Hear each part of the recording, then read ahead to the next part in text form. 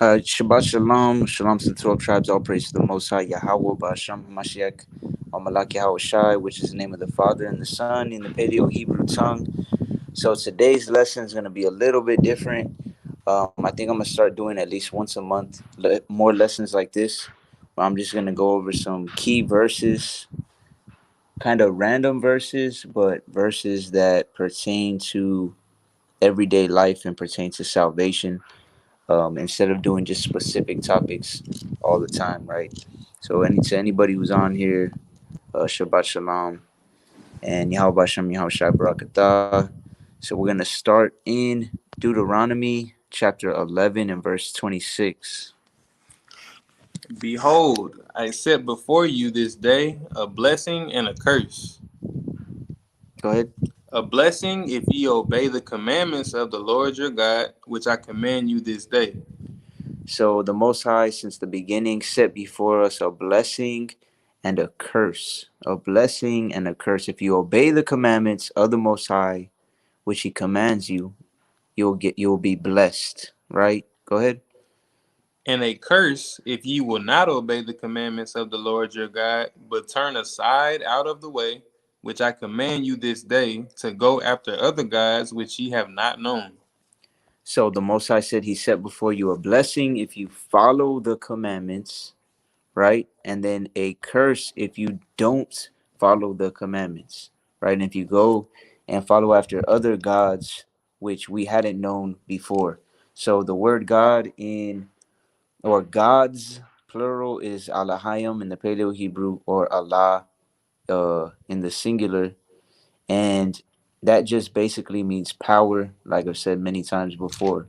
So breaking the commandments to go after another god can literally be going after anything else. To some people, weed is their god, right? I know, because that was my god. That's what had power over me for years and years of my life. It can be anything that you put over the Most High. I could say that MMA, mixed martial arts, was my god at one point in time.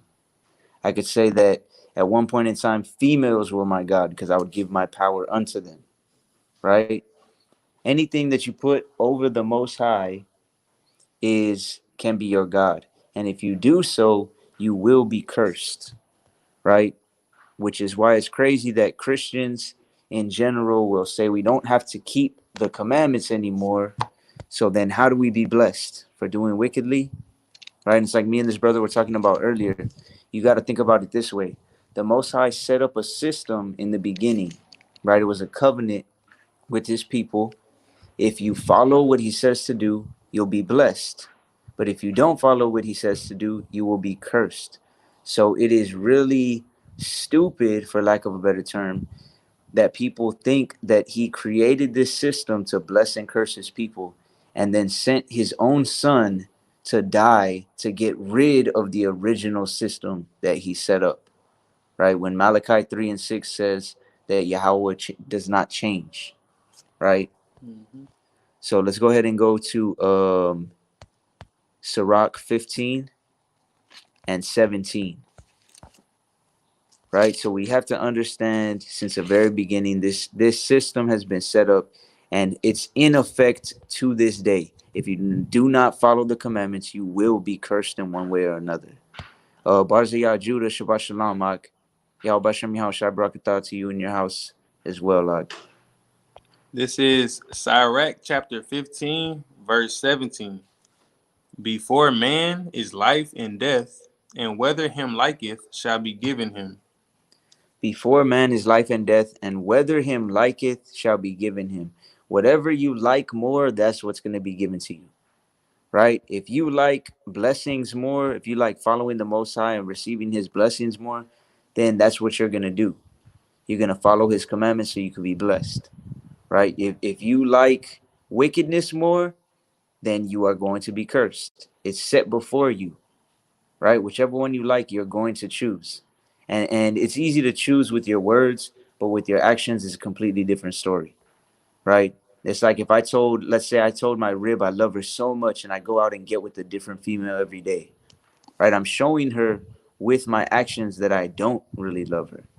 Right? Same thing with the Most High. So let's go to Proverbs 18 and 12. So we're gonna go kind of topic to topic. We were going over some flashcards earlier, so I was just taking note of different verses.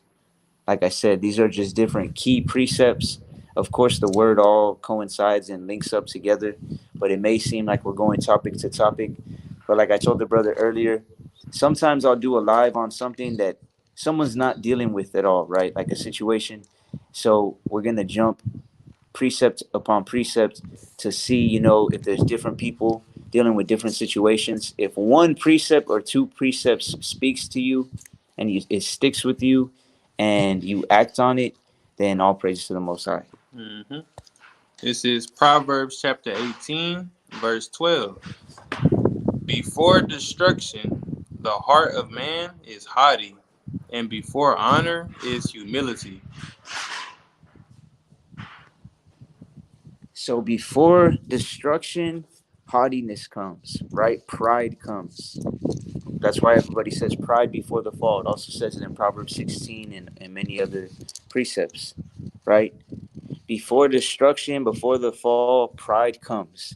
And before honor, humility comes, right? That's why if you read in Exodus, it says that the Most High looked upon the children of Israel and had respect unto them, right? If we want to be respected by the Most High, and He is no respecter of persons when it comes to or pertains to His law, we have to be following His laws in order for Him to lift us up in that manner, in order for Him to honor us, right?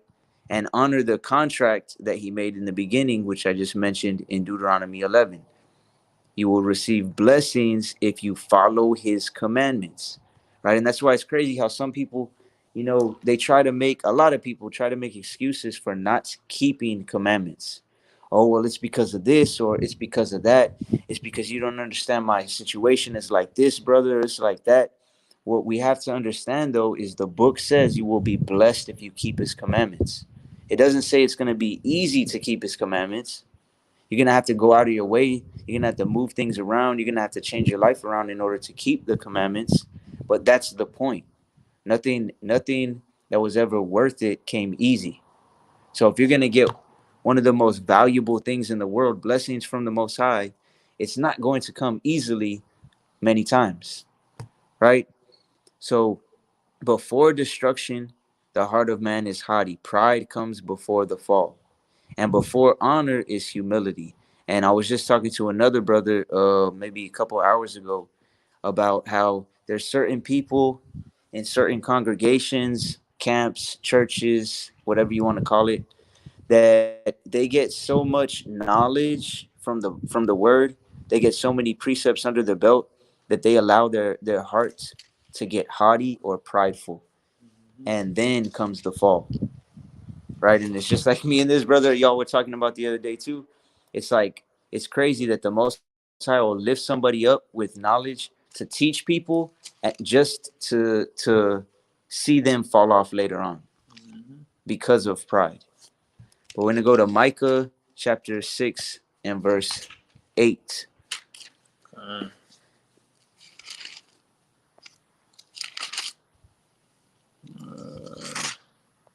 thank you. You know, Micah chapter 6, verse 8. He hath showed thee, O man, what is good, and what doth Yahweh require of thee. so the Most High has showed you what is good. Anybody who's on here right now, or hears this later, or has the knowledge of the truth, coming into the truth, the Most High has showed you what is good, and He shows you what He requires of you. Go ahead. Salakia. I'm gonna start over. He hath showed thee, O man, what is good, and what doth Yahweh require of thee, but to do justly, and to love mercy, and to walk humbly with thy God. So the Most High says what He requires of you. Makes it very simple. We just read it in Deuteronomy, and it's all throughout the scriptures, right? To do justly. What does it mean to do or to live justly? It means to keep His commandments, right? Like the justice system in the United States, which is a joke. It's not really just at all. But they're based it off of what? Off of the laws of the land. So in order for us to do justly, we have to be following after the laws of the Most High, right? And to love mercy, who does the Most High show mercy to? Those who also show mercy, but those who also love Him.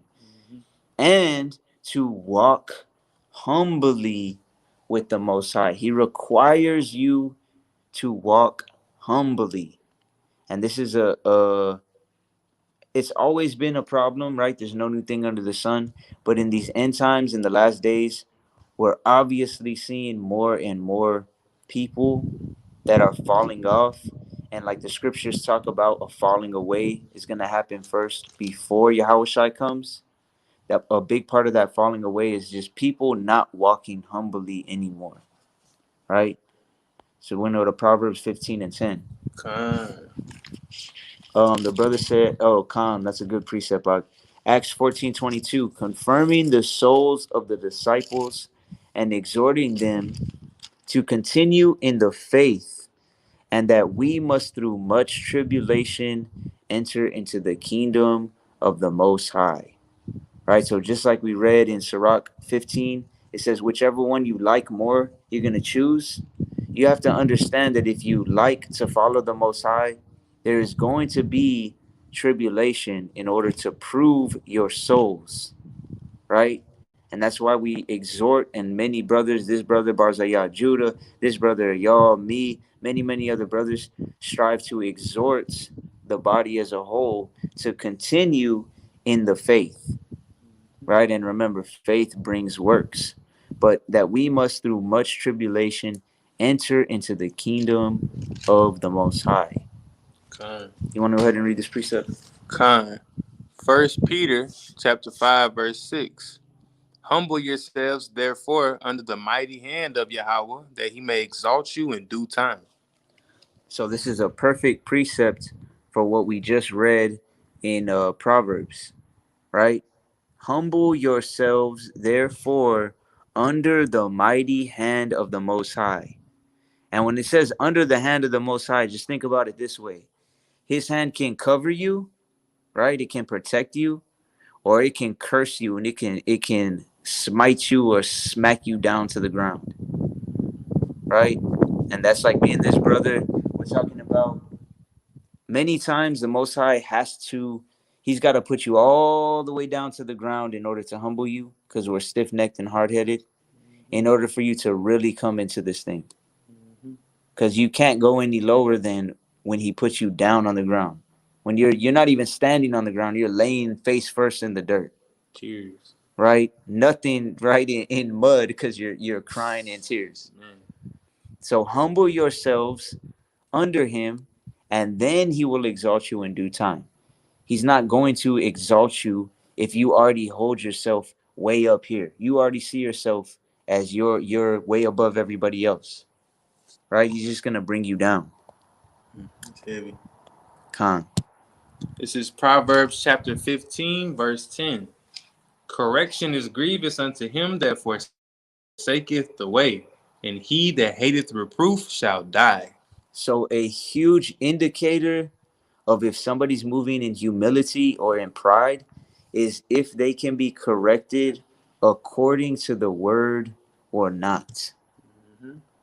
Because if you bring out some precepts to a brother, and this has happened to me, all right, the first time this really happened to me, to where I was like, I felt very humbled, was when some brothers told me about baptism, probably about 2 years ago, maybe a little more than 2 years ago, right? I had been keeping Sabbath and striving to follow the word for about 4 years already. So I'm over here thinking like, oh yeah, I already got these precepts memorized and this, that, and the other. Me and a few brothers were out teaching even more than now. And long story short, then some brothers brought to my attention about baptism. And my first reaction was like, nah, they don't know what they're talking about. My first reaction was, nah, these precepts right here, right? The two or three precepts that go against it. Which if any of y'all didn't catch the baptism live, me and the brother Jomar did last week, I would highly recommend you check it out if the Spirit guides you to. But the point is, my first reaction was to get prideful, but I remember thinking like, all right, it's a shame for a man to answer before he hears the whole matter, right? So I'm just gonna shut up. I'm gonna be like a fly on the wall. I'm gonna let these brothers bring out what they have to bring out. And by the end of it, I was just like, well, it all comes down to our Messiah did it, and what am I gonna speak against him? No, I shouldn't do that, right? So at first it was grievous to me, but I didn't forsake that and I didn't hate it. In a sense, I was just like, damn, you know what? I have to take heed to it because it's from the scriptures. And in that moment, let's just put it this way: we all have that moment where you can go one way or the other. You can go the right way in humility, or you can go the left way into pride. And that's why it is good to hold your tongue before speaking on certain things, when especially when you're feeling emotional, let's say that, Mm-hmm. right? Rashawn Green, Khan, for real though.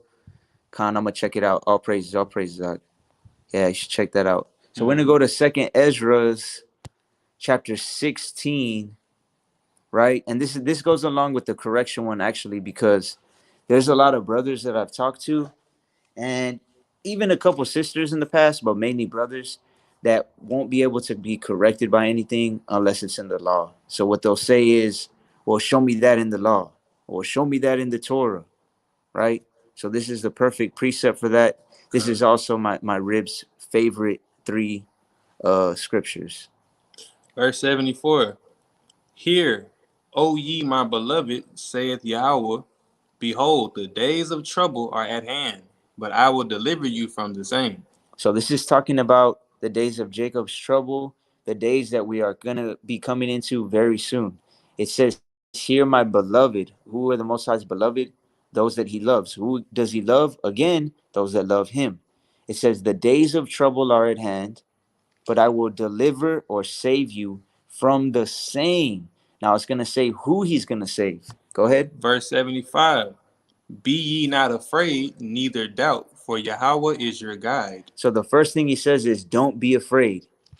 Right? When you read the Torah, and then when you get into Samuel, especially, and pretty much every book you can think of, the Most High tells you in one way or another not to be afraid, to be of good courage, right? To have faith, right? Even Yahushua reiterated the same thing: "Ye of little faith," right? You only need the faith of a mustard seed, etc.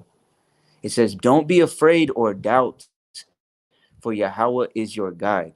So if you truly believe the Most High is going to guide you, you're not going to fear the things to come. You're only going to fear Him if you go against Him, and then He has to curse you. Go ahead. And the guide of them who keep my commandments and precepts, saith Yahweh, God. Let not your sins weigh you down, and let not your iniquities lift up themselves. So it says He's going to guide who? He's going to guide those that keep the commandments, the Torah, the laws, and the precepts, right? The precepts. So a lot of times, brothers won't be able to be corrected because they're precepts. They're not, oh, that's not in the law. That's just they act like the rest of the book is a recommendation. Let's say that. Like you don't have to follow it. Right? But then so everything Yahweh Shai said then, well, if he's not quoting the law, if you can't show me in the law, then it's I don't gotta keep it. But this clearly says he is going to guide who? Those that keep the commandments and the precepts. So very important to keep in mind. We have this up on a couple canvases. My rib painted a menorah that we have in our dining room. These are her favorite three verses, right? HJ Customs, Ayak, Shalom. Shabbat Shalom, Shabbat Shalom. I don't know if you're, yeah, Khan, I believe everybody's observing it today, actually. Even the ones that keep the moon, right? So another very important precept, Psalm 1 and 1, Mm-hmm. right? So Psalms is the longest book in the Bible, right? The longest book in the Bible. And what it starts with is very, very, very important. Sometime this week, me and this brother are gonna do a live on practicality, something pertaining to practicality, right? And how the word he made a post about it. It was what today, right? It was Yeah, earlier. today. Earlier about the Bible when you really look at it, especially the Torah, the laws, it's very simple.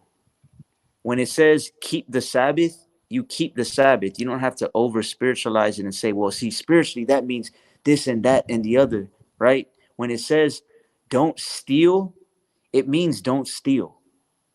When it says don't kill, yes, it can mean, oh, he who hates his brother in his heart is a murderer. Yes, it can mean that, but it means do not kill somebody, right?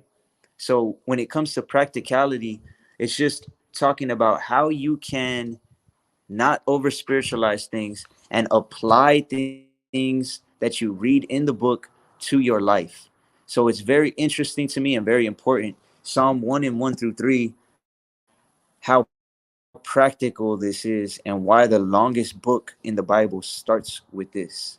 Blessed is the man that walketh not in the counsel of the ungodly, nor standeth in the way of sinners, nor sitteth in the seat of the scornful. So it says you'll be blessed if you just don't walk in the counsel of ungodly people. If somebody gives you counsel or they give you advice and they are living ungodly, then just don't take their counsel. Mhm. Because you're going to be blessed just for not taking their counsel, nor standing in the way of sinners, nor sitting in the seat of the being scornful. But just think about that first one. There's a lot of people that get counsel from people or advice from people that are ungodly. You will be blessed if you just don't take their counsel, if you take the Most High's counsel instead, or if you just don't stand around with a bunch of sinners. Go ahead. Verse 2. But his delight is in the law of Yahweh, and in his law doeth he meditate day and night. So don't take their advice. Instead of taking their advice and standing around with sinners, you should be in the law and meditate in it day and night. Let's say in the morning, I just got off the phone a little while ago and I was telling a brother, I was like, you know what? In the morning, I'm not even gonna lie, I don't have time to study. Sometimes I wake up at 4:30, 5:30 in the morning, I gotta go to work. So guess what I do? I'll go to YouTube and I'll put a couple chapters on while I'm driving to work, right? Just so I could have the word in my mind. So it says, in his law doth he meditate day and night. And a lot of times what will happen is I'll end up hearing one verse and I'm like, you know what? I'm gonna meditate on that today. And I'll put that verse and I'll read it a few times and I'll keep that in mind throughout the day. Go ahead. Verse 3. And he shall be like a tree planted by the rivers of water, that bringeth forth his fruit in his season. His leaf also shall not wither, and whatsoever he doeth shall prosper. So it's the Most High, and many precepts, many examples, he likens men or man unto trees, right? So here it says, if you meditate in the word, instead of standing around with sinners and taking their ungodly advice, if you meditate in the word, you're going to be like a tree that's planted next to water, that's going to bring forth fruit, right? You're always going to have that water right next to you, watering you. Why? Because you're in the word, and it's the water, it's the living waters. It says your leaf will not wither. You're not going to wither out of this thing. Like I've seen many brothers and sisters that were in the truth, now they're not in the truth. Then they're back in the truth, then they're withered again, Mhm. right? And it says, and whatsoever he doeth shall prosper. Everybody wants to prosper in life, right? Everybody wants money, uh, uh, a car, a home, land, whatever the case may be. Everybody is a little bit different, right? But if you want to prosper spiritually more than anything, also, of course, in all these other physical ways, right? If you want to prosper, what do you have to do? You got to be in the word. You got to have it in your mind. Let's go to Proverbs 23 and 7. Baba Kishah. Rashane Green, I pray he guides me and my family. My wife has been in the hospital for over a week. Please pray for us. Khan.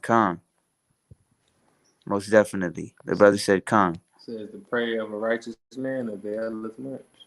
Khan. The prayer of a righteous man availeth much. Not claiming to be righteous, but when you pray, we must pray for each other. And as it's the Most High's will, He's going to hear those prayers. Mm-hmm. This is Proverbs chapter 23, verse 7. For as he thinketh in his heart, so is he. Eat and drink, saith he to thee, but his heart is not with thee. For as he thinketh in his heart, so is he. So we're gonna break this into down into 2 or 3 different points. As you think in your heart, so are you. Obviously, we don't think with our actual physical heart, right? It's just a muscle that pumps blood. So it's talking about your mind. So as you're thinking in your mind, you are going to become like that. This is why in MMA, my first real MMA coach, he would always say, never go into a fight thinking you're going to lose because you're setting yourself up for failure. You're going to lose 9 times out of 10. Why? Because as you think in your heart, so are you. But going back to the last precept that we read, right? Or actually, if you want to get Proverbs 13 and 20, Baba Kishah. Con. So we read Psalm 1 and 1 through 3. And it said, you're blessed if you don't stand in the way of sinners. Because see, what happens a lot of times, not a lot of times, all the time, the more you hang around sinners, the more you're going to start thinking about what they're talking about, how they're acting, even what they're thinking about. Right? That's why in Sirach it says that every beast will cleave to his like. Right? Anyone you're around, you are going to start hanging out, or it's going to start acting like who you're hanging out with. Right? Mm-hmm. And as you think, as you're seeing these things, they're getting put into your mind. You're gonna start thinking like that, and you're gonna start being like that. Go ahead. Proverbs chapter 13, verse 20. He that walketh with wise men shall be wise, but a companion of fools shall be destroyed. So if you hang around with 6 fools, I guarantee you, you're gonna be the seventh fool. It's only a matter of time, right? But if you walk with wise men, that some of that wisdom is going to rub off on you. I guarantee you it, because it's scientifically proven. Whoever you hang out with, you're gonna start acting like them. You're gonna take off their traits. You're gonna take some of their mannerisms. You're gonna take some of the way they word things, their speech, etc. Right? So that's plain and simple. Go ahead and read it one more time, Mark. He that walketh with wise men shall be wise, but a companion of fools shall be destroyed. So if you want to be wise, what do you have to do? Be around wise people. Be around wise people. Oh well, no one's in the truth is around me. Well, we got the internet. The age of technology. You could be listening to people that have the most high's wisdom. It's not that they're wise, right? Like me, I'm not saying I'm wise, but I can say that the Most High has blessed me with His wisdom and allowed me to use His wisdom to His people. That Mm-hmm. doesn't mean that I am wise of my own accord, though, right? Mm-hmm. Again, not getting prideful, because what some brothers have told me before, or some men have told me before, is like, how can you speak against anything that any of these camps have done or said or whatever, if this is what they said, right? And when they said that, I was like, man, that's going off so bad, and they don't even recognize it. They said, you wouldn't even know of the truth if it wasn't for certain camps, right? Very prideful to say that. Very prideful. That to me, that shows 2 things, right? Or one thing mainly is that it shows that they're praising men. Mm-hmm. I Yep. was actually I just told another brother about this a couple hours ago. Proverbs chapter 2, verse 6 says, For Yahweh giveth wisdom. Yahweh gives wisdom. Out of his mouth cometh knowledge and understanding. So any amount of knowledge or wisdom that I have, that this brother has, that anybody has, it didn't come from man. It came from the Most High, who enabled them or gave them that amount of knowledge or wisdom, Mm-hmm. right? And that's why it says in Thessalonians 4 and 8 that if you despise somebody for giving you the word, it's not really that you're despising them. You despise the Most High who gave that person the Spirit to tell you those words, right? So it's the same thing. If you like the wisdom and it's biblical wisdom and it's coming from a brother, that's not that you're praising him. It's like, then that's why we always say all praise to the Most High, because it's like everything comes from him. I actually got a precept too to Go go ahead. exactly with what you're saying. Sirach chapter 1, verse 1. All wisdom cometh from Yahweh and is with him forever. So all wisdom comes from Yahweh. All wisdom. It doesn't matter if it's a little bit, doesn't matter if it's a lot. We all have different dispensations of wisdom. We all have different dispensations of knowledge. There's some brothers that are really good in the Hebrew. They can translate between the modern and the paleo and all of this. I cannot do that. I'll tell you right now. I know some paleo words. I know some verses that I can like translate. Then, but I'm nowhere near scholar level when it comes to Hebrew. There's some brothers that are super good at breaking down prophecies, right?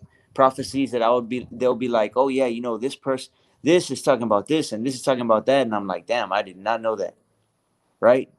Me, as I've said many times before, I like to focus more on stuff that is gonna be applicable daily, like salvation type of stuff. Being humble, salvation issue, right? Walking with wise men or walking with fools and being destroyed. If you're gonna be destroyed, salvation issue, right? Studying in the Word every day, like it said in Psalm 1 and 1, salvation issue, Mm-hmm. right? Keeping the laws, salvation issue, etc. Right? But the point is, if you want to read that one more time out, Con. Proverbs 13 and 20. He that walketh with wise men shall be wise, but a companion of fools shall be destroyed. Khan. And I remember a brother had posted probably a week or two ago. I forget the guy's name, but he was like, he used to be I don't think an MMA fighter. He used to be a kickboxer, I think. But he was basically saying, he was like, if you want to be a millionaire, you need to find a mentor that's a millionaire, Mm-hmm. and he'll teach you how to do it. Because if you go, how does it look? You trying to become a millionaire and getting mentored by someone who doesn't even have that much money. It's hypocritical, right? So trying to be a companion of a bunch of fools and a bunch of worldly people is not going to do you any favors. It's going to actually lead you to destruction, right? Um, let's go to. Did you have a precept? No, I was just looking into Okay. it. Wisdom of Solomon 3 and 9. Con. Hey, Shalom, Armando Alcala. Humility is much needed with wisdom. We were just Khan. talking about that earlier today. How I said how, for some reason, humility is absolutely the hardest thing for a lot of people to get to the point of moving in that, and it doesn't really happen until, like the brother said, until the Most High breaks you all the way down and show you that you really, it's that your worth really isn't nothing without Him. It's like that verse in Khan. Sirach that says, "Why is earth and ashes proud?" You know what I'm saying? So. Mm-hmm. And think about it this way: every single one of us had to get humbled in one way or another in order to start walking in the truth. Because when you come to the truth, you first have to admit. And I was actually talking to my dad about this a few weeks ago. Like when you come to the truth or to the knowledge of the truth, the first thing you have to do is admit that everything else you believed was a lie. Yep. And that's so hard for people to do because they don't want to humble down and admit I've been wrong this whole time, Yep. right? And when I did a live about honoring your parents, I was talking about that as well, because we have to be patient with your parents when you're first trying to teach them or show them certain things pertaining to the truth, because you have to keep that in mind. If they're 40, 50, 60 years old, they first have to admit, humble down, and be like, damn, everything I learned was a lie. And who did they learn it from? Their mom or their dad or their grandparents. So that means everything they believed was a lie. So it's a lot to have to be humble about in order to start living and moving in wisdom, Con. right? It says Wisdom of Solomon, chapter 3, verse 9. They that put their trust in him shall understand the truth, and such as be faithful in love shall abide with him. For grace and mercy is to his saints, and he hath care for his elect. So that's probably one, two, three, 4 or 5 points in one verse. And this is why it's very important, like it says in Isaiah 28, to go precept upon precept in order to get understanding. Right? It Mm-hmm. says here a little, there a little.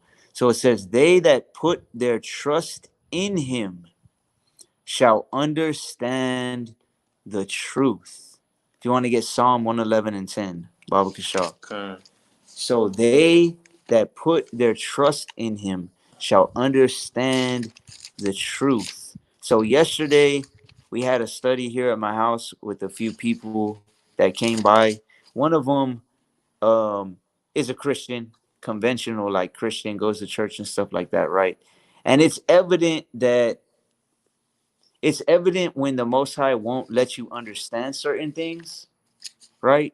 But like it says here, and like we're gonna read in this precept as well, there's a way to get understanding. Mm-hmm. But most people aren't willing to do what is necessary in order to get understanding. Okay. It says Psalms chapter 111, verse 10. The fear of Yahweh is the beginning of wisdom. A good understanding have all they that do his commandments. His praise endureth forever. So the fear of the Most High is the beginning of wisdom. The fear of the Most High is the beginning of wisdom. In Sirach, the first chapter, it says when you really fear the Most High, it's going to make you offend less. It's going to Mm-hmm. make you sin less. Mm-hmm. So this says the fear of Yahweh is the beginning of wisdom. A good understanding have all they that do his commandments. This is why people can't understand the scriptures because they don't keep any commandments. Mm-hmm. You'll tell them you have to keep the Sabbath and they say, oh, well, that's the Old Testament. You tell them that you have to honor your parents and, oh, well, they're living wickedly anyways. Or you tell a woman that she has to listen to her husband as unto the Lord, and she says, well, no, he's not following the word, so I don't have to. Right? If you're not keeping commandments, or if you do keep commandments, then he's gonna start giving you a little more understanding, little more understanding. And it's just like that's why I always give examples pertaining to martial arts, because it's like in jujitsu, right? There's only 5 belts. There's white, blue, purple, brown, black. But the average time it takes to get a black belt is like 8 to 10 years, right? So in the process of getting new belts, you get stripes.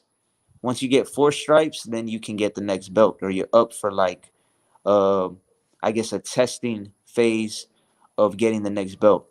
So it's the same thing with the Most High. The more commandments you start keeping, He's gonna start giving you a little more understanding, little Mm-hmm. more understanding, a little more understanding. You don't keep the commandments. Why is He gonna reward you with understanding and having more wisdom if you're not even doing what He says to do in the first place, Mm-hmm. right? So going back to Wisdom of Solomon 3 and 9. Do you want to read it one more time? Con. They that put their trust in him shall understand the truth, and such as be faithful in love shall abide with him.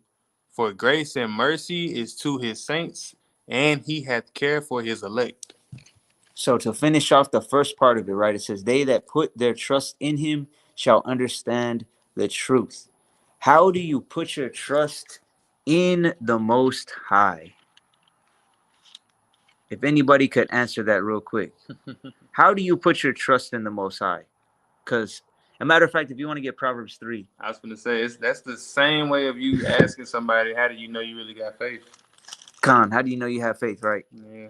I will show thee my. You know what? We'll go to that one later. Mm-hmm. We're not even going to get into it. Proverbs 3, 5 through 7. Khan.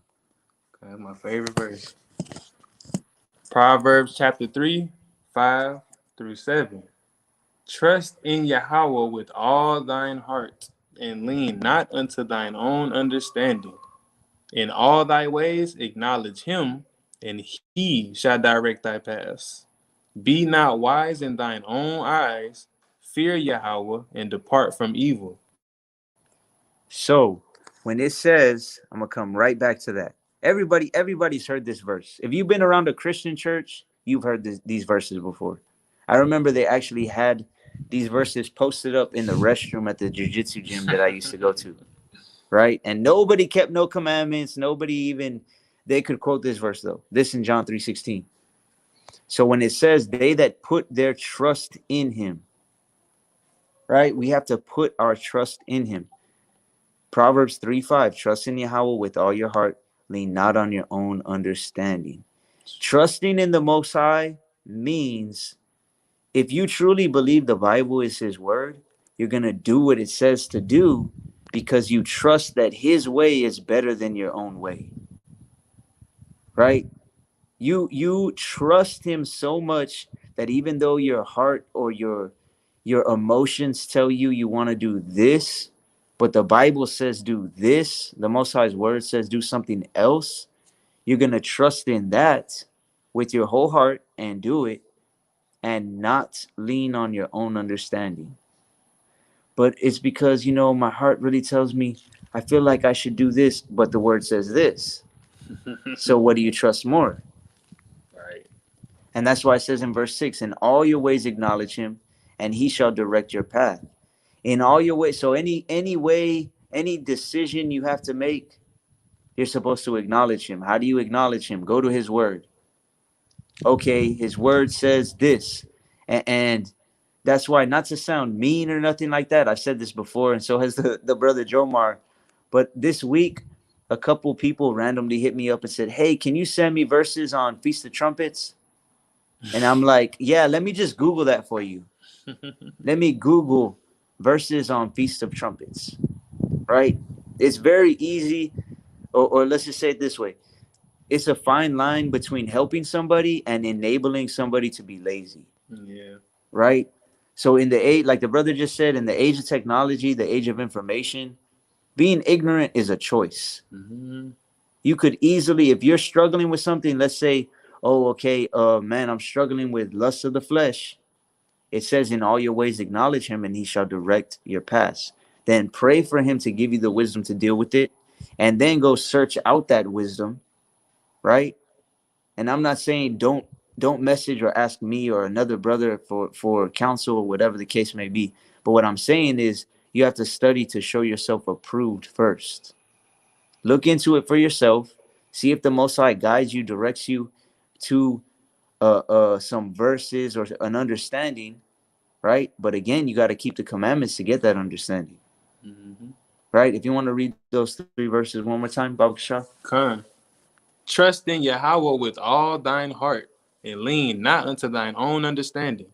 In all thy ways acknowledge him, and he shall direct thy paths. Be not wise in thine own eyes. Fear Yahweh and depart from evil. So now that last part, it says, in all thy ways acknowledge him, and he shall direct thy paths. The problem is many times, and I'll speak from personal experience, people that I counsel with and things of that nature, okay? The Most High directs your path with the word. Now, that may be, if you want to get Jeremiah 8 and 6, Baba Kashaf, Mm-hmm. he will direct your path with the word. Sometimes it's like you get on Instagram and you see the perfect verse or the perfect post pertaining to your situation, Too many times. right? But okay, let's say you ignore that or that doesn't happen to you. But then many times he will put somebody in your life to show you, look, what you're doing right here, these verses go against that. The Most High says this, you got to stop, you got to repent of that, right? That is also the Most High directing your path. But the problem is, the majority of the times, this is what happens right here. If you want to read that out. Con. This is Jeremiah chapter 8, verse 6. I hearkened and heard, but they spake not aright. So now imagine, just using myself as an example, right? I've been counseling with a lot of people, and I'll hearken and hear what they're saying, and how they're living is not right. Go ahead. No man repented him of his wickedness, saying, what have I done? Everyone turned to his course as the horse rusheth into the battle. So many times the Most High will direct your path. He'll give you verses, or somebody put somebody on your path to give you his word, but you just rush right back to your own path, to your own course, like a horse rushes into battle. Mm-hmm. A lot of times, it's multiple times that this happens. You get the same advice, the same counsel from two different people, or you go to the same person 5 different times and they give you the same counsel, or you go to the same scriptures and you know that those scriptures are correct and what you're doing is wrong, and you still rush straight back to the same old thing you were doing before, because you are not allowing the Most High to direct your path, right? You still on Proverbs or no? I can get back to it. Yeah, if you can read Proverbs 3 and 7 one last time. Con. Proverbs chapter 3, verse 7. Be not wise in thine own eyes. Fear Yahweh and depart from evil.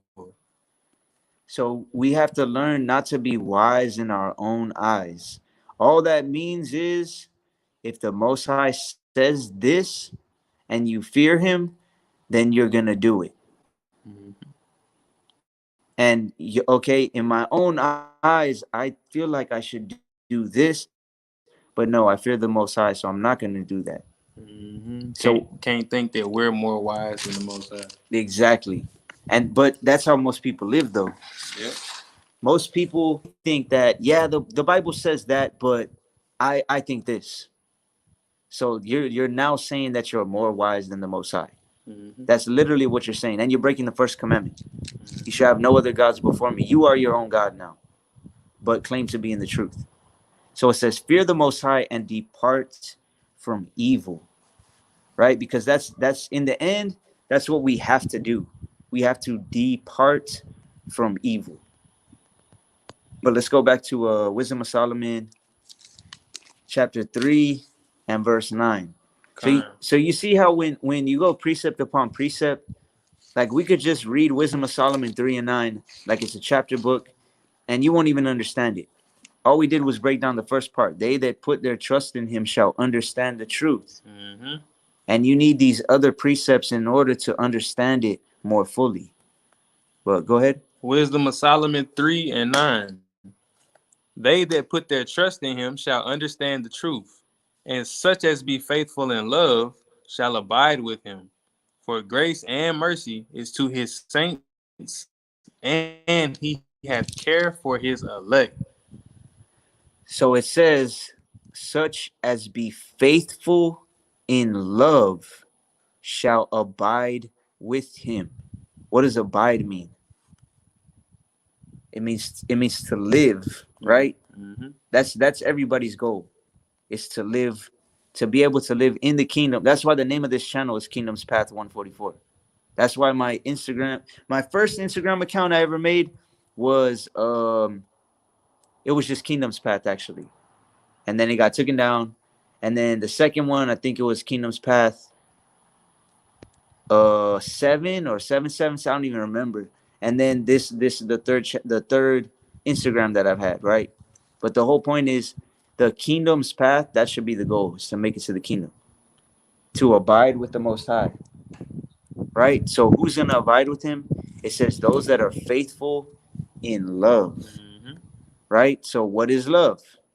Everybody should know this, right? And I know there's a couple people that are new to the channel and new to the truth, to the faith. So we're gonna go over. That's why it's called key precepts. Some of y'all may be like, man, I already know these precepts. Okay, but have you applied them fully? Mm-hmm. Go ahead. 1 John chapter 5, verse 3. For this is the love of Yahweh, that we keep his commandments, and his commandments are not grievous. So it says the people that love him in faith are going to abide with him. So what is love? What is the love of the Most High? It's to keep his commandments, right? Go ahead and read the next verse. Con. Verse 4. For whatsoever is born of Yahweh overcometh the world, and this is the victory that overcometh the world, even our faith. So, how do we overcome the world? Through faith. Mhm. But the verse before said that you love the Most High and keep His commandments. But then the next verse says you overcome the world through faith. Because when you have real faith in the Most High, you're going to keep His commandments, Mhm. right? If you want to get Revelation 14 and 12. Con. So faith and works, keeping the commandments, always go hand in hand. This is Revelation chapter 14, verse 12. Here is the patience of the saints. Here are they that keep the commandments of Yahweh and the faith of Yahweh Shai. So I remember a few times I've ran into some, or they've ran into me, some Latter-day Saints, right? That's what they call, the Mormons call themselves. I'll be like, you guys Mormons? No, no, we're Latter-day Saints. That's like a slang term. I'm like, okay, so or what is the definition in the Bible of saints, right? And they'll give their own little vain opinion, their own understanding. And then we go to this. Here's the patience of the saints. Who are the saints? Those that are keeping the commandments of the Most High and the faith of Yahushai, Mm-hmm. right? And then it always turns into, yeah, well, the only commandments you have to keep is love your neighbor and love God. And then it comes back to 1 John 5. Actually, go ahead and go to 1 John 5:2, Con. right? Because this is something, especially for y'all that are newer to this truth, right? Many people try to use, just like the Pharisees, we actually studied that last night, how the Pharisees would try to trip up and try to manipulate what our Messiah was saying. This is what Christians try to do as well, right? So they say, oh, yeah, well, Matthew 22, he said, on these two commandments are all the prophet. Like, that's the whole law is in these two commandments. You just love your neighbor and love the Most High. But what does that mean? Go ahead. 1 John chapter 5, verse 2. By this we know that we love the children of Yahweh when we love Yahweh and keep his commandments. So loving your neighbor means keeping the commandments. I'm not going to, if I love my neighbor, I'm not going to steal from him. I'm not going to suffer sin upon him. I'm not going to commit adultery with his wife. I'm not going to covet his things. I'm not going to force him to break the Sabbath, etc. It's not just, I love you, bro. There you go, keeping the commandment. Go ahead, keep going. For this is the love of Yahweh, that we keep his commandments, and his commandments are not grievous. So to love the Most High means to keep his commandments. It doesn't mean just I love you. I love God. See, I'm keeping the commandment. No, that's not what it means. And like I was saying, we studied yesterday, and we had a Christian here, right? And the point that this person was trying to make was, okay, well, Sabbath is supposed to be rest, right? And I was like, yes, of course, Shabbat actually means rest. And they're like, okay, well, what if it's to the point where keeping the Sabbath is a burden, so you can't rest, right? Yeah. So First Peter, what is it, 3:17, Yeah. right? Or 3:17. yeah, 1 Peter 3:17.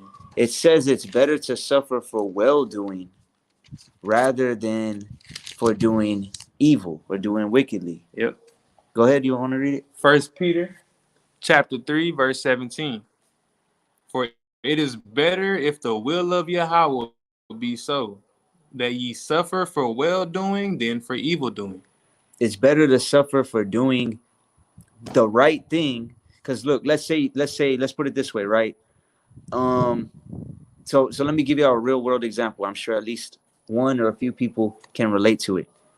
Let's say you're a single person and you're emotionally and mentally, like, you're just like, damn, you're feeling low because, man, I'm single, and it's not good that man should be alone. So it's not good that the woman should be alone too, as a weaker vessel, right?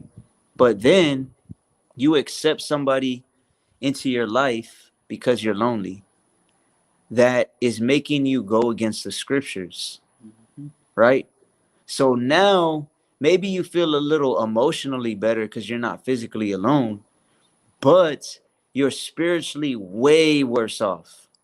Now you're suffering spiritually, right? So either way, you're going to suffer in one way or another, is what it's saying. You want to read that again?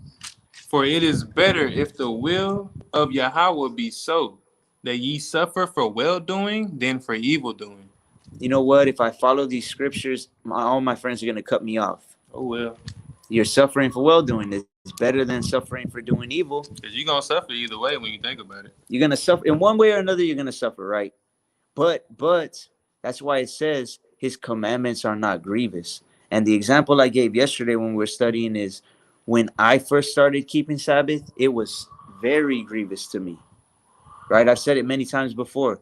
At that time, I was training MMA, Saturday sparring day. So I had to start missing that. And I was just there like, man, I'm missing it. I'm missing out. That's how I saw it, right? I can't even cook. I can't go train, etc. But through time and through repetition, everything becomes easier. Everything it became to the point where it wasn't grievous, where it was like, all right, this ain't that bad. Then it came to the point where now where it's like, damn, Sabbath is coming up, badass. I get to rest for one day, right? So it's in the beginning. Anytime you do anything new, it's going to be hard, right? It's like I forgot who said that quote, but there's a quote that says something like, "In order to be an expert at anything, you first have to be horrible at it." Mm-hmm. And that's why most people aren't experts in anything because they don't want to look stupid at the beginning. They don't want to do something and not be good at it, right? But you have to be not good at it, or it has to be grievous to you before it can become like a habit or like second nature, right? So let's go ahead and go back, or let's go back to First John real quick. Okay. First John 5, and we just read what, 3, right? Yeah. Yeah, go ahead and read 4 one more time. 1 John chapter 5, verse 4. For whatsoever is born of Yahweh overcometh the world, and this is the victory that overcometh the world, even our faith. So it says, whatever or whoever is born of the Most High is going to overcome the world. That's why there's many scriptures we could go to that say there are people that are predestined from the beginning to make it into the kingdom, Mm-hmm. right? From the beginning. And this is the victory that overcometh the world, even our faith. There's no way that we are going to have a victory and overcome the world unless it's through faith, right? If you don't have faith in our Messiah, there's no way you even have a chance in the first place, right? And that's why it says you are saved by faith, right? You are saved by grace through faith. If you don't have faith that he came and died for you in the first place, then that grace doesn't cover you, right? If you don't get baptized for remission of sins, how do you get remission of sins? You have to have faith and then do the act. So let's go ahead and go to James 2, 17 and 18. Okay. This is James chapter 2, verse 17 and 18. And it reads, even so faith, if it hath not works, is dead being alone.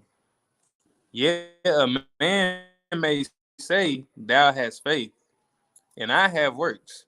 Show me thy faith without thy works, and I will show thee my faith by my works. So this is what the brother was bringing up earlier, or we were bringing up earlier. If you have faith, but you can't show it with your works, then how can you show it? Mm-hmm. Like people will say, "Oh, I have faith, and I have faith, and I have faith, and I have faith," but if you can't, how do you know you have faith if nothing comes out of it? Absolutely nothing comes out of it. And that's the example that I've given many times. If you have faith that a truck is coming down the street and it's about to hit you, what are you gonna do? You're going to get out the way. You're gonna get out the way because you have faith. You have absolute faith that it is coming. So that causes you to act, right? So many people may think they have faith, but in reality, their actions show that they don't have faith because they're not acting on that faith. So if you could say I believe in the Bible, but if you're not following the Bible, do you really believe? You don't, because you're not obedient to it, right? So let's Mm-hmm. go back to Wisdom of Solomon, Okay. chapter 3 and verse 10. Wisdom of Solomon, chapter 3, verse 10. But the ungodly shall be punished according to their own imaginations, which have neglected the righteous and forsaken Yahweh. So the ungodly are going to be punished according to their own imaginations. In Isaiah 66 and 4. in 66 and 4, it says that the Most High will choose your delusions and bring your own fears upon you, right? So imagine whatever your deepest fear is, imagine that coming upon you. Times 7. Imagine you being punished according to your own imagination. I'm sure each and every one of y'all has imagined, like, damn, what if this happened? That would be the worst thing ever. Imagine just because you don't want to follow the Most High, just because you neglected the righteous and forsook the Most High, now those things are gonna come upon you, like the brother said, times 7. Because we can't even imagine. The Most High's thoughts are higher than our thoughts. So imagine how much worse He's gonna make it happen if you continue to do this. Go ahead and read it one more time. But the ungodly shall which have neglected the righteous and forsaken Yahweh. According to Leviticus, do. That's actually love when somebody gives you the word to try to save your soul. Mm-hmm. Right? In Proverbs, what is it, 25 and 7 or 27 and 5, it says that open rebuke is better than secret love.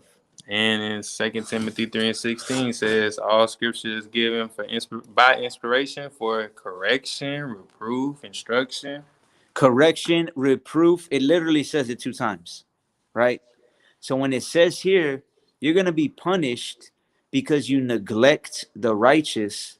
Again, not saying, oh, I'm righteous. This brother's righteous. Those that are trying to give you the word, they are trying to spread righteousness. Mm-hmm.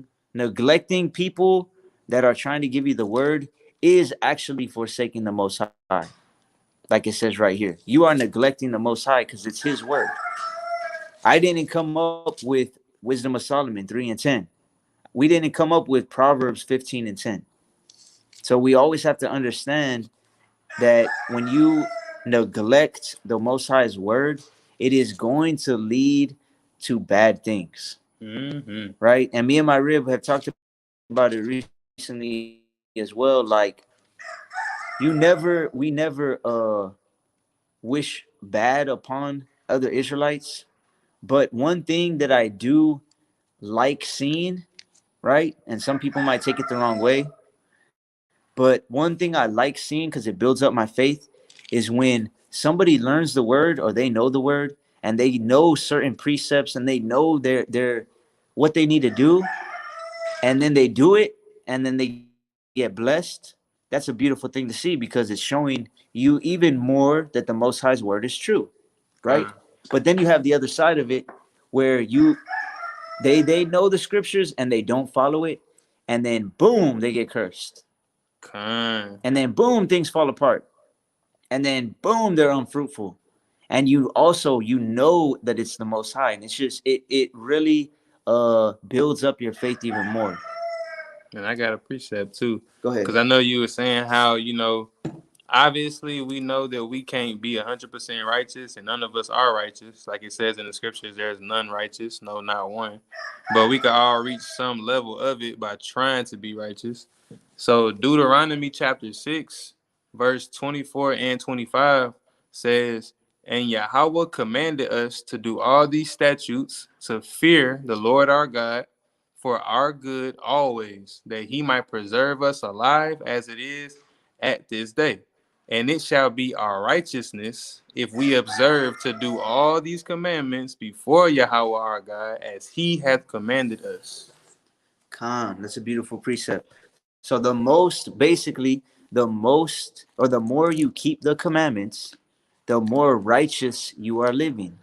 Right? So like the brother said, nobody's perfect. When it says there is none righteous, no, not one. That's talking in whole, as a whole, right? All of us have sinned before. Yep. All of us are gonna sin before Yahushua comes back, right? But when you're truly striving for righteousness, then there are moments and days where you are living righteously. And the Most High counts it as righteousness when you're keeping the commandments. Mm-hmm. Right? And that's like a long time ago, a brother had asked me that, right? Aren't we all sinners? And I said, like, take for example, in the NBA, right? When I was little, man, I used to watch basketball all the time. I was born in San Antonio and raised there for a part of my life. So we went to a couple Spurs games. From there, I was like hooked on basketball. But anyways, they would have 81 games in the season, right? If you win 75 out of the 81 games, they will be like, man, they are winners. Man, you saw that they only lost 6 games. They are winners, right? Now, if you only win 5 games, 10 games out of the 81, you are not a winner. You are a loser. They're gonna see you as losers, right? So comparing that to this truth, right? If you have before our Messiah comes back, let's say you have, and I'm not saying this is the time when he's coming back. I'm just giving an example. If you have 100 Sabbaths before he comes, and you keep 99 of those Sabbaths, and then, oh damn, I shouldn't have done this. I broke it, right? Are you a sinner because you fell short that one time? Nope. No, you sinned, yes, of course, but you are not a sinner. So when it says neglecting the righteous, when you have the opportunity to sin 100 times in a day, right? And you keep all the man, you're like, okay, I'm gonna stay clear of that. Okay, nah, I'm not doing that. No, I'm not falling for that. Nope, not even gonna look at that. Right? Nah, bro, I don't smoke weed. And you keep on like denying all these sins, right? And then you go to the store and you eat something, you buy something, you eat it, and then later on you're like, oh shit, I didn't check the ingredients. It had monodiglycerides in it. That's from a pig. You just sinned. Does that mean you're a sinner? No, it does not. Right? Because you won 99 out of those 100 battles for that day, And you didn't willfully do it. and you didn't. Yeah, and you didn't willfully do it. Me and the brother Jomar were talking about that as well recently. So the point is, you can't neglect the righteous, those striving to follow the commandments, because like the brother just brought out, in what was it, 625? Deuteronomy 6 and 25. 6 and 25. Keeping the commandments is your righteousness, right? But you want to go ahead and keep going on verse 11. 11. Kind. Wisdom of Solomon, chapter 3, verse 11. For whoso despiseth wisdom and nurture, he is miserable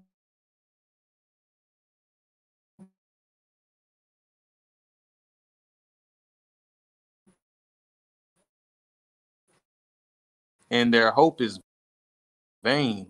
Their labors unfruitful and their works unprofitable. So whoever despises wisdom and nurture, and you have to be blessed. Mm-hmm.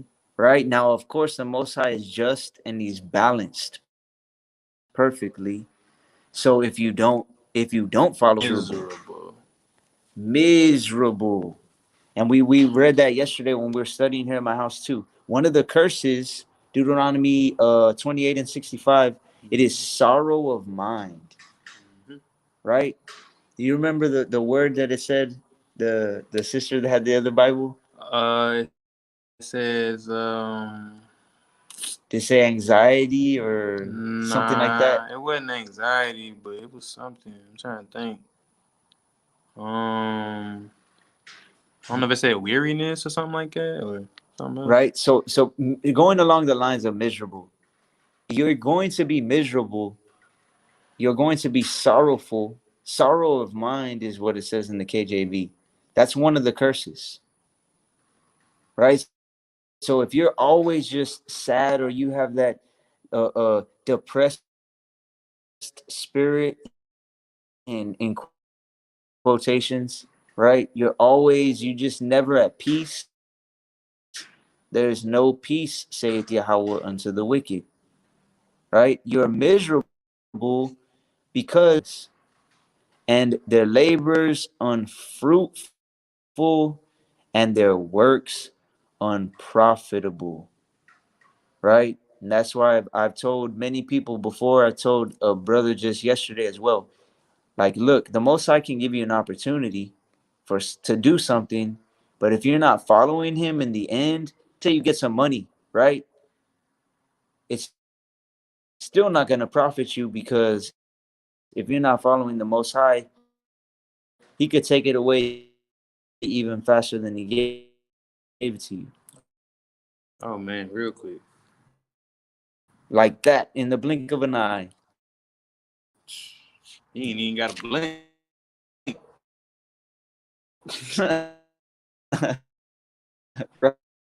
Right. And the same thing with wisdom. As fast as He gives you wisdom, He could take it away if you get prideful. As whatever the case may be, you have to start applying it, or else your works will be unprofitable. You're going to be miserable. Your labors are going to be unfruitful. Go ahead. And this woman's going to be moving in wisdom. And their children wicked. If the man is the head of the household and he's wicked, the children are going to be wicked. You cut off the head, so falls the body,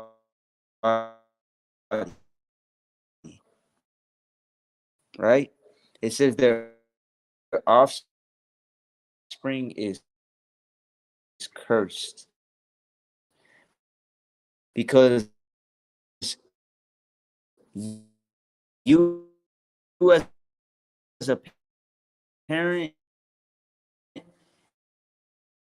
and I believe I did a whole live on that a while back as well.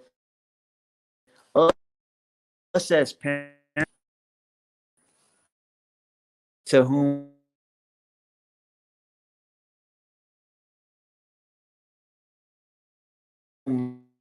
much is given, much is required. So if you've been given children or a child, you now are responsible for them. And if you aren't following the words,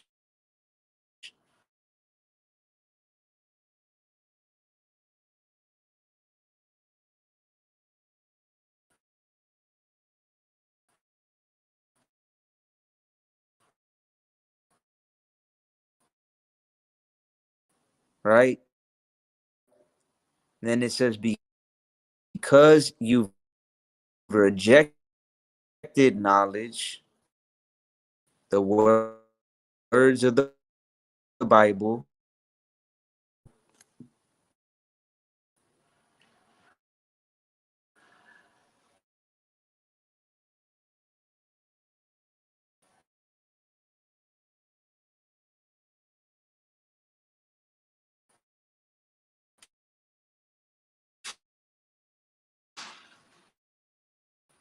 I will also forget thy children. So we're destroyed for lack of knowledge. If you reject knowledge, the Most High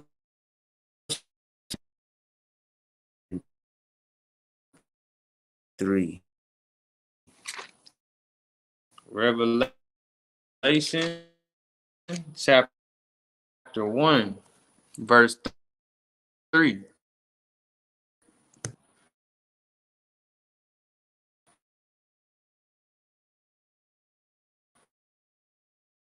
Blessed is he that readeth, and they that hear the words of this prophecy. which are written in the word. For the time is at hand. Countries and bring in that one world currency, one world government, one world beast system. And remember, you're not only blessed, but also for hearing and for doing and keeping the things that are written therein. And just applying them to my life. I mean, when I would read them, I would just sit there and meditate, and I would think and ask myself and talk to myself, like, okay, did I either apply this today? How can I apply this today, or have I applied it recently? And if I can't think of an answer for neither one of them, then it's a problem. So, Calm. That's a good point. Right? Examining yourself whether you're in the truth. Right? So with that, I'll say all praise to the Most High, Yahweh, Ba'ashem Yahweh Shai. I know it got choppy there at the end, but that's all right. To whoever was on here, Yahweh Ba'ashem Yahweh Shai Barakatah. Hope y'all had a peaceful Sabbath. Ours is about to end in about an hour. Mm-hmm.